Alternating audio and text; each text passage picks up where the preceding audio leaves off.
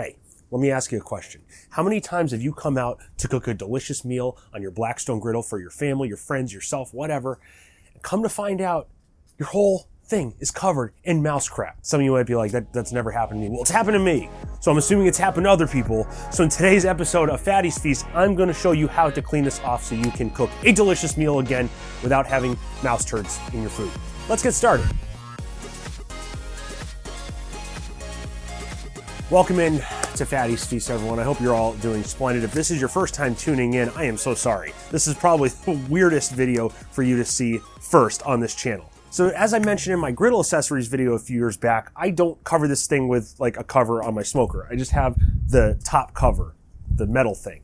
But in the 7 years I've had this thing, I've always left it outside. I've always covered the top. I have never had an issue with mice until this year. It seems every time I come outside to cook something on this, mice have gotten in there and just want to shit all over the thing. So as I zoom in a little bit, maybe you can see, maybe not, there are mouse turds all over this damn thing. And what's happening is the mice are getting in through this front grease trap, which is from the older style Blackstones. Many of you have the rear grease trap. So I'm not sure if you guys have this issue. If you do, let me know. But one of the reasons I suspect they're coming in here in the first place is my grease trap is full. I should probably empty that to deter them because they're definitely nibbling away at it. So you might look at this and go, oh my God, that's disgusting. I never want to cook on this again. But cleaning it is much simpler than you may think. And if you have these issues, you become a pro at it once you do it a few times.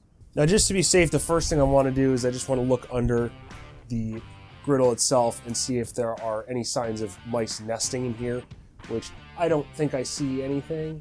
And then what I'm going to do is very religiously here, I'm going to take my scraper and I'm just going to try to get all of the turds out, okay? Be very diligent with this. Get right into the edges and on the sides.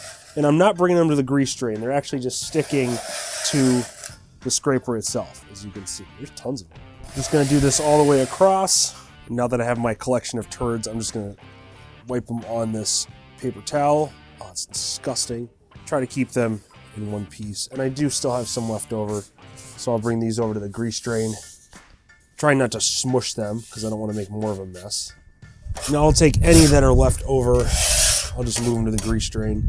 And then what I'll do next, just because it's a pain in the ass, I'll just try to scrape them out onto the ground. I don't really care if they're on the ground. They're already on the ground anyway. Once that's done, I'm just going to wipe out my grease trap real quick.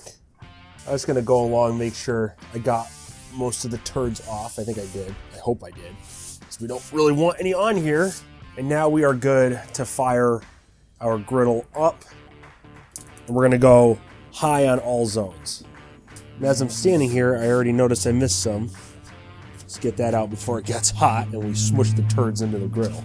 A lot of people are like, that's it? Like, you're not gonna clean it with soap, water, alcohol? No, absolutely not. We're just gonna get this thing very, very hot, and that's gonna kill off any disgusting, icky shit that's on here. So obviously, if you find turds on your griddle, you want to do this before you cook, because when I do my pork loin sandwich video, if you haven't checked that out, please do. I don't know which one I'm releasing first, but I'm going to have this a little bit lower. So I want to get it hot first so I don't, come out here immediately start cooking, burn my food, whatever. So just account for time added. It's a pain in the ass, but you got to do it.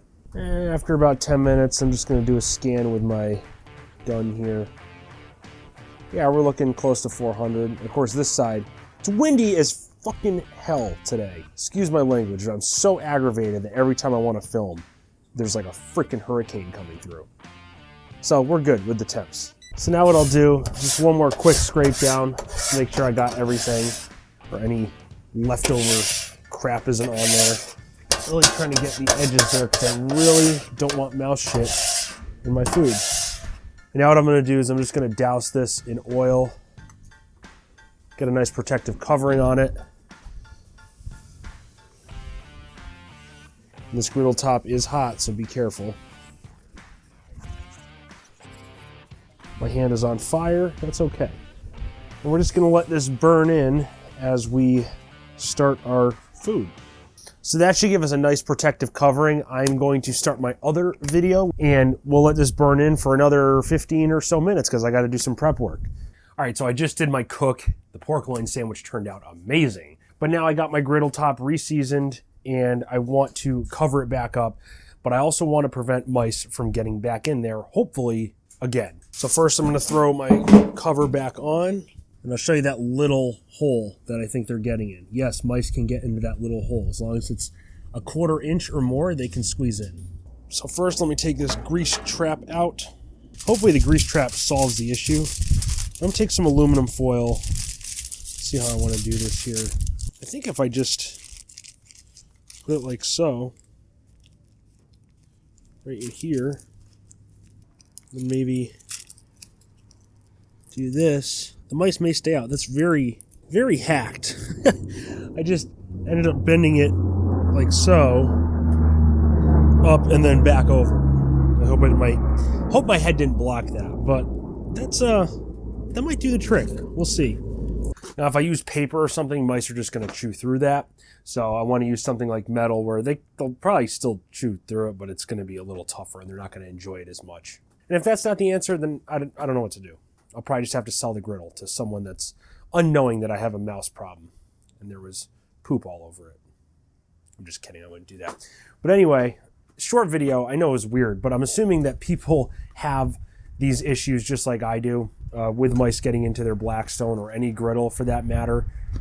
If you have a rear grease trap, let me know in the comments if you have mice getting in. I would assume you do.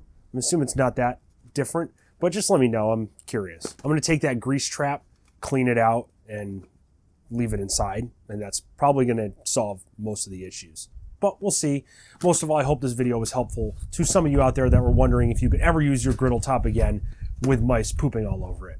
So if you liked the video, please smash that like button, leave a comment. I want to talk to you guys. I want to hear recipe ideas. Whatever you have, let me know. And until next time, stay safe, stay happy, stay healthy, stay gentle.